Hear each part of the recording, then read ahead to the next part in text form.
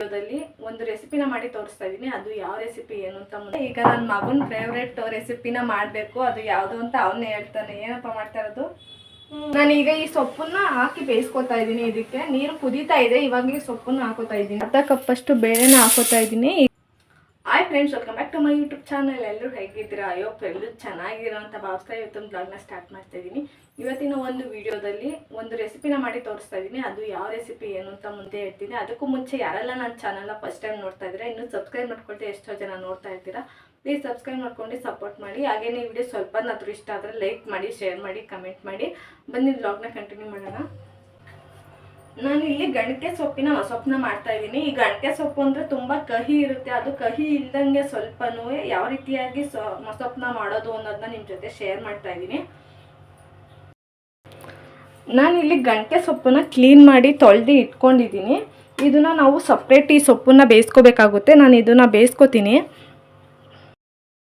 ಈಗ ನಾನಿಲ್ಲಿ ಪಾತ್ರೆಗೆ ನೀರು ಹಾಕಿ ಇದನ್ನು ಕಾಯೋದಕ್ಕೆ ಬಿಡ್ತಾ ಇದ್ದೀನಿ. ಅದು ನೀರು ಕುದಿಬೇಕು. ಆಮೇಲೆ ನಾವು ಈಗ ಸೊಪ್ಪನ್ನ ಕ್ಲೀನ್ ಮಾಡಿ ಇಟ್ಕೊಂಡಿದ್ವಲ್ಲ, ಈ ಗಣಕೆ ಸೊಪ್ಪನ್ನ ಇದನ್ನು ಅದರೊಳಗೆ ಹಾಕಿ ಬೇಯಿಸ್ಕೋಬೇಕು. ಈ ಸೊಪ್ಪು ಬಾಣಂತಿಯರಿಗೆ ಜಾಸ್ತಿ ಕೊಡ್ತಾರೆ. ಯಾಕಂದರೆ ಬಾಣಂತಿಯರಿಗೆ ಎದೆ ಹಾಲು ಮಗುಗೆ ಜಾಸ್ತಿ ಆಗುತ್ತೆ ಅಂತ ಈ ಸೊಪ್ಪನ್ನ ಕೊಡ್ತಾರೆ. ದೊಡ್ಡವ್ರಿಗೂ ಕೂಡ ಇದು ತುಂಬಾ ಒಳ್ಳೆಯದು. ಕೆಮ್ಮಿದ್ರೆ ಮತ್ತು ಗಂಟ್ಲು ನೋವಿದ್ರೆ ಇದು ಸೊಪ್ಪನ್ನ ಯೂಸ್ ಮಾಡೋದ್ರಿಂದ ಗಂಟ್ಲು ನೋವು ಮತ್ತು ಕೆಮ್ಮೆಲ್ಲ ಕಡಿಮೆ ಆಗುತ್ತೆ. ಇವಾಗ ನೀರು ಕುದೀತಾ ಇದೆ. ಇವಾಗ ನಾವು ಸೊಪ್ಪನ್ನ ಇದರೊಳಗೆ ಹಾಕಿ ಬೇಯಿಸ್ಕೊಳ್ಳೋಣ. ನಾನೀಗ ಈ ಸೊಪ್ಪನ್ನ ಹಾಕಿ ಬೇಯಿಸ್ಕೊತಾ ಇದ್ದೀನಿ. ಇದಕ್ಕೆ ನೀರು ಕುದೀತಾ ಇದೆ. ಇವಾಗ ಈ ಸೊಪ್ಪನ್ನ ಹಾಕೋತಾ ಇದ್ದೀನಿ. ಈಗ ನಾವು ಇದನ್ನು ಒಂದು 50% ಬೇಯಿಸ್ಕೊಂಡ್ರೆ ಸಾಕು. ಯಾಕಂದರೆ ನಾವು ಇದನ್ನು ಇನ್ನೊಂದು ಸಲ ಬೇಯಿಸ್ಕೋಬೇಕು. ಇವಾಗ ಈ ಸೊಪ್ಪು ಬೆಂದಿದೆ. ಇಷ್ಟು ಬೆಂದರೆ ಸಾಕು ನಮಗೆ.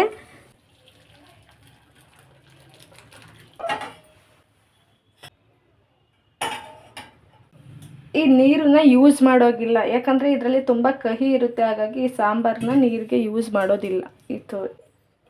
ಈಗ ನಾನು ಒಂದು ಕುಕ್ಕರ್ನಲ್ಲಿ ಅರ್ಧ ಕಪ್ಪಷ್ಟು ಬೇಳೆನ ಹಾಕೋತಾ ಇದ್ದೀನಿ. ಈಗ ಇದನ್ನು ತೊಳ್ಕೊಳ್ಳೋಣ. ಈಗ ಬೇಳೆ ಎಲ್ಲ ತೊಳೆದಿದ್ದಾಗಿದೆ. ಈಗ ನಾನು ಇದಕ್ಕೆ ಬೇಯಿಸಿ ಇಟ್ಕೊಂಡಿರೋ ಸೊಪ್ಪನ್ನ ಹಾಕೋತಾ ಇದ್ದೀನಿ. ಇದನ್ನು ಕೂಡ ಇದರೊಳಗೆ ಬೇಯಿಸ್ಕೋಬೇಕು. ಆವಾಗಲೇ ಹೇಳಿದ್ನಲ್ಲ 50% ಬೆಂದರೆ ಸಾಕು ಅಂತ. ಯಾಕಂದರೆ ಇದರಲ್ಲಿ ಇನ್ನೊಂದು ಸಲ ಬೇಯಿಸ್ಕೊತೀವಿ. ಹಾಗಾಗಿ ಅದರಲ್ಲಿ 50% ಬೆಂದರೆ ಸಾಕು ಅಂತ ಹೇಳಿದ್ದು. ಈಗ ಇದರಲ್ಲೊಂದು ಸಲ ಬೇಯಿಸ್ಕೊತೀನಿ.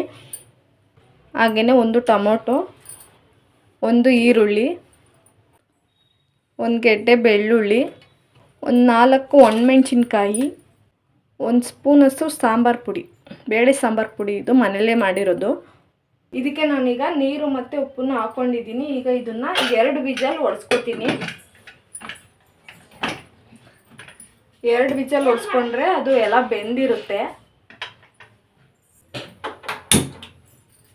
ಇವಾಗ ನಾನು 2 ವಿಜಲ್ ಹೊಡೆಸ್ಕೊಂಡಿದ್ದೀನಿ. ನೀವು ನೋಡ್ತಾ ಇರ್ಬೋದು ಬೇಳೆ ಮತ್ತು ಟೊಮೊಟೊ ಎಲ್ಲ ಬೆಂದಿದೆ. ಈಗ ನಾನು ಇದನ್ನು ಬೇರೆ ಪಾತ್ರೆಗೆ ಬಸ್ಕೊತೀನಿ.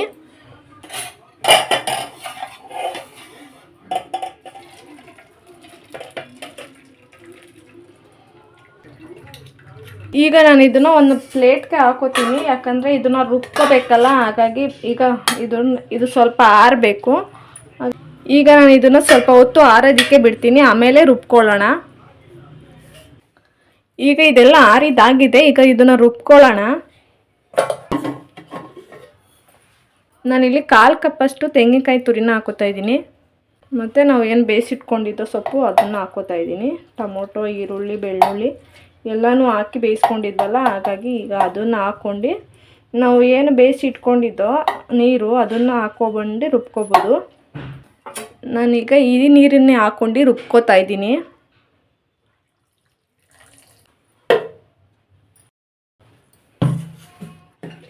ಈಗ ಇದು ರುಬ್ಕೊಂಡಿದ್ದಾಗಿದೆ. ಈಗ ಇದಕ್ಕೆ ಒಗ್ಗರಣೆ ಮಾಡ್ಕೊಳ್ಳೋಣ ಸಾಂಬಾರಿಗೆ.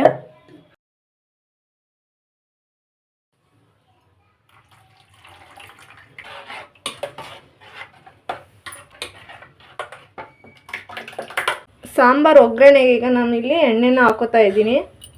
ಒಂದು 3 ಟೇಬಲ್ ಸ್ಪೂನಷ್ಟು ಎಣ್ಣೆ ಹಾಕೋತಾ ಇದ್ದೀನಿ. ಈಗ ಎಣ್ಣೆ ಕಾದಿದೆ. ಸಾಸಿವೆನ ಹಾಕೋತಾ ಇದ್ದೀನಿ. ಕರಿಬೇವು, ಒಂದು ಅರ್ಧ ಗೆಡ್ಡೆ ಬೆಳ್ಳುಳ್ಳಿನ ಜಜ್ಜಿ ಹಾಕೋತಾ ಇದ್ದೀನಿ. ಒಂದು ಅರ್ಧ ಈರುಳ್ಳಿ,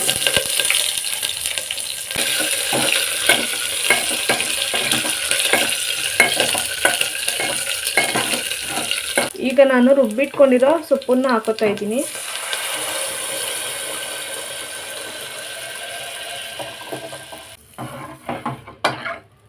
ಈಗ ನಾನು ಇದಕ್ಕೆ ಉಪ್ಪನ್ನ ಹಾಕೋತಾ ಇದ್ದೀನಿ. ಆವಾಗಲೇ ಒಂದು ಸ್ವಲ್ಪ ಉಪ್ಪನ್ನ ಹಾಕೊಂಡಿದ್ದೆ ಸೊಪ್ಪು ಬೇಯಿಸುವಾಗ. ಈಗ ನೋಡಿ ನೀವು ಉಪ್ಪನ್ನ ಹಾಕೊಳ್ಳಿ. ಇಲ್ಲಿ ಸಾಂಬಾರು ಬೇಯ್ತಾ ಇದೆ. ಇದಕ್ಕೆ ನೀವು ಹಸಿ ಅವರೆಕಾಳು ಇಲ್ಲ ಒಣ ಅವರೆಕಾಳು ಇಲ್ಲ ತೆಗ್ನಿಕಾಳು, ಈ ಥರ ಯಾವ ಕಾಳು ಅಂದರೆ ಹಸಿ ಕಾಳು, ತೆಗ್ನಿಕಾಳು ಅಂದರೆ ಹಸಿ ಕಾಳು, ಈ ಥರ ಹಸಿ ಕಾಳುಗಳನ್ನ ಹಾಕ್ಕೊಂಡು ಬೇಕಾದರೂ ಮಾಡ್ಕೋಬೋದು. ಹಸಿ ಕಾಳು ಇಲ್ಲ ಅಂದಾಗ ಅವರೆಕಾಳನ್ನ ಹುರಿದು ಕೂಡ ಹಾಕ್ಕೋಬೋದು. ನೆಂಚ್ಕೊಳ್ಳೋಕೆ ಏನಾದರೂ ಬೇಕು ಅಂದರೆ ಅದ್ರ ಜೊತೆಗೆ ಇದನ್ನು ಬೇಯಿಸ್ಕೋಬೋದು. ಏನೂ ಆಗ್ತಾಯಿಲ್ಲ, ಹಾಗೇ ಮಾಡ್ತಾಯಿದ್ದೀನಿ. ಹಾಗೇನಾದರೂ ಮಾಡ್ಬೋದು, ಇಲ್ಲಾಂದರೆ ನಿಮ್ಗೆ ಬೇಕು ಅಂದರೆ ಬೇಕಾದ್ರೆ ಹಾಕಿ ಕೂಡ ಈ ಟೈಮಲ್ಲಿ ಹುರಿದು ಬೇಕಂಡು ಹಾಕ್ಕೊಂಡು ಬೇಯಿಸ್ಕೋಬೋದು. ಫ್ರೆಂಡ್ಸ್, ಈ ಕಡೆ ಮಸೊಪ್ಪು ರೆಡಿ ಆಗ್ತಾ ಇದೆ. ಈಗ ನನ್ನ ಮಗನ ಫೇವ್ರೆಟ್ ರೆಸಿಪಿನ ಮಾಡಬೇಕು. ಅದು ಯಾವುದು ಅಂತ ಅವನ್ನೇ ಹೇಳ್ತಾನೆ. ಏನಪ್ಪ ಮಾಡ್ತಾ ಇರೋದು? ನುಗ್ಗೆ ಸೊಪ್ಪಿನ ಮೊಟ್ಟೆ ಪಲ್ಯ. ಈಗ ನುಗ್ಗೆ ಸೊಪ್ಪಿನ ಮೊಟ್ಟೆ ಪಲ್ಯನ ಮಾಡಬೇಕು. ಇವನಿಗೆ ಫೇವ್ರೆಟ್ ಅದು, ಹಾಗಾಗಿ ಈಗ ಇದನ್ನು ಮಾಡ್ತಾ ಇದ್ದೀನಿ. ಅದನ್ನು ಯಾವ ರೀತಿಯಾಗಿ ಮಾಡ್ತೀನಿ ಅನ್ನೋದು ನಿಮ್ಮ ಜೊತೆ ಶೇರ್ ಮಾಡ್ತೀನಿ. ಬನ್ನಿ ವಿಡಿಯೋನ ಹಾಗೆ ಕಂಟಿನ್ಯೂ ಮಾಡೋಣ. ಮೊಟ್ಟೆ ಪಲ್ಯಕ್ಕೆ ಮೊಟ್ಟೆನ ಒಡೆದು ಅದನ್ನು ಬೀಟ್ ಮಾಡ್ಕೋತೀನಿ. ಈ ಉಪ್ಪು ಹಾಕಿ ಬೀಟ್ ಮಾಡಿಕೊಂಡ್ರೆ ಉಪ್ಪು ಚೆನ್ನಾಗಿ ಹಿಡಿಯುತ್ತೆ.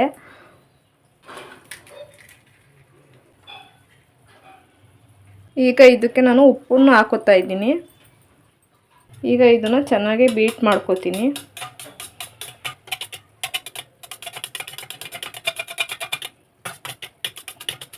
ಈಗ ಮೊಟ್ಟೆ ಪಲ್ಯಕ್ಕೆ ಒಂದು ಕಡಾಯಿನ ಇಕ್ತಾ ಇದ್ದೀನಿ.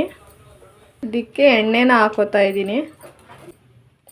ಇವಾಗ ಎಣ್ಣೆ ಕಾದಿದೆ. ಇದಕ್ಕೆ ನಾನು ಒಂದು 3 ಒಣಮೆಣಸಿನ್ಕಾಯಿ, 1-2 ಈರುಳ್ಳಿನ ಸಣ್ಣದಾಗೆ ಕಟ್ ಮಾಡಿ ಹಾಕೋತಾ ಇದ್ದೀನಿ.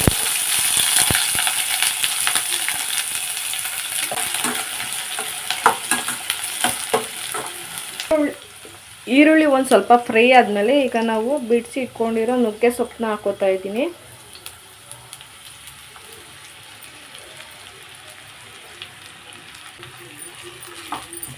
ಇದನ್ನು ಎಣ್ಣೆಯಲ್ಲಿ ಚೆನ್ನಾಗಿ ಫ್ರೈ ಮಾಡಬೇಕು.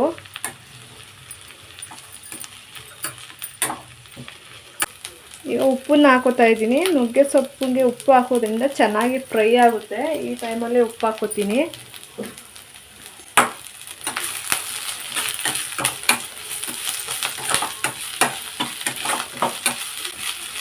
ನುಗ್ಗೆ ಸೊಪ್ಪು ಚೆನ್ನಾಗಿ ಎಣ್ಣೆಲ್ಲೇ ಫ್ರೈ ಆಗಬೇಕು. ಅದು ನೀರೇನು ಹಾಕಬಾರ್ದು. ಇದಕ್ಕೆ ಎಣ್ಣೆಲ್ಲೇ ಚೆನ್ನಾಗಿ ಫ್ರೈ ಮಾಡಬೇಕು. ಈಗ ನುಗ್ಗೆ ಸೊಪ್ಪೆಲ್ಲ ಚೆನ್ನಾಗಿ ಫ್ರೈ ಆಗಿದೆ ನೋಡಿ. ನಾವು ಎಷ್ಟು ನುಗ್ಗೆ ಸೊಪ್ಪು ಹಾಕಿದ್ದೋ ಅದು ಎಷ್ಟಾಗಿದೆ ಫ್ರೈ ಎಲ್ಲ ಆದಮೇಲೆ. ನಾನೀಗ ಇದಕ್ಕೆ ಮೊಟ್ಟೆನ ಹಾಕೋತಾ ಇದ್ದೀನಿ. ಇಲ್ಲಿ ನಾನು 3 ಮೊಟ್ಟೆನ ಹಾಕೋತಾ ಇದ್ದೀನಿ.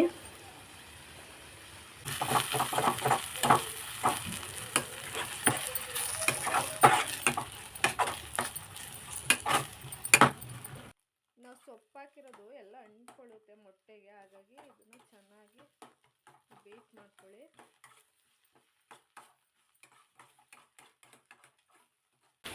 ಇದಕ್ಕೆ ಒಂದು ಸ್ವಲ್ಪ ಪೆಪ್ಪರ್ ಪೌಡ್ರನ್ನ ಹಾಕ್ತಾಯಿದ್ದೀನಿ.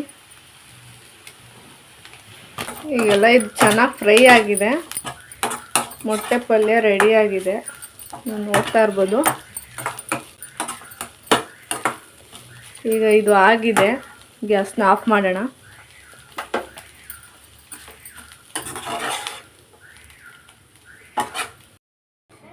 ಇವಾಗ ಸಾಂಬಾರು ಕೂಡ ರೆಡಿಯಾಗಿದೆ, ನೀವು ನೋಡ್ತಾ ಇರ್ಬೋದು.